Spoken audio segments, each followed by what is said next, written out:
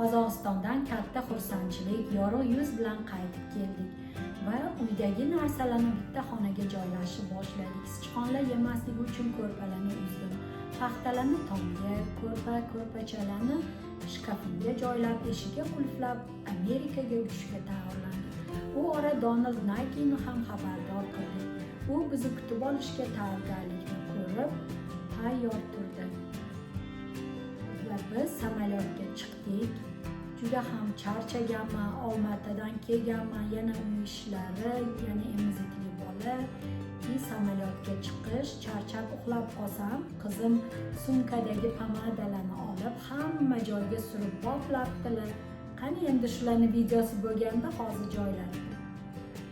Mana shunaqa sarguzashtlar bilan va nihoyat Nyu-Yorkka yetib keldik. Nyu-Yorkda ne ko'z bilan ko'rmaylikki, Donald Naki bizni kutib oldi, chiroyli mehmonxonalarga joylashtirdi va ozodlik haykalini aylantirishini aytdi. Biz mehmonxonaga joylashdik, o'sha kuni dam oldik, ertasi kuni ozodlik haykalini borib aylandik. Qizim 1 yosh 4 oylik. O'sha paytlar chiyillaydigan poyabzal moda edi. Chi qilib ozodlik haykalini atroflarida yurgan. Endi 3 kun Nyu-Yorkda bo'ldik va Donald Nakini mashinasida Michigan tomon yo'l oldik. Chunki Donald Naki Michiganda yashardi. Ota-onasi bilan katta chiroyli hovlida 2 singlisi bilan yashardi va biz Michiganga yo'l oldik. U ora erim aytdilar, o'sha milliyligimizda boraylik dedilar. Mani sochim uzun, o'rilgan, adras ko'ynaklarda. Qizimga ham adras ko'ynakchalar kiydirib qo'yganman. O'zbekistondan shu milliyligimiz narsalaridan, ro'mol, do'ppilardan olib, ularga sovg'aga olib olganman va biz yo'lda kelyapmiz.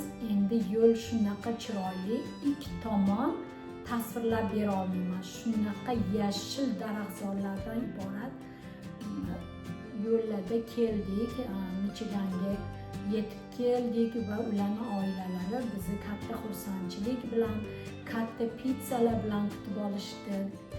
Bizga alohida xona ajratib berishdi, alohida kravat sharoitlari bilan, qizimga alohida kravat, toza yangi mebellar, qizimga o'yinchoqlar, pamperslar.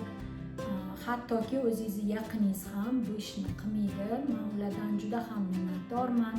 Ko'p narsa ulardan o'rgandik. Ajoyib insonlar, ozoda, ko'ngli ochiq, bosiq insonlar. Men unaqa insonlarni ko'rib hayron qolganman. Biz ertasi kuni chiqqanmiz va ularning mahallalarini aylanganmiz. Xuddi biz ertaklar shaharchasiga tushib qolganday bo'lganmiz va ularga O'zbekistondan olib borgan kichkina bo'lsa-da sovg'alarimizni berganmiz.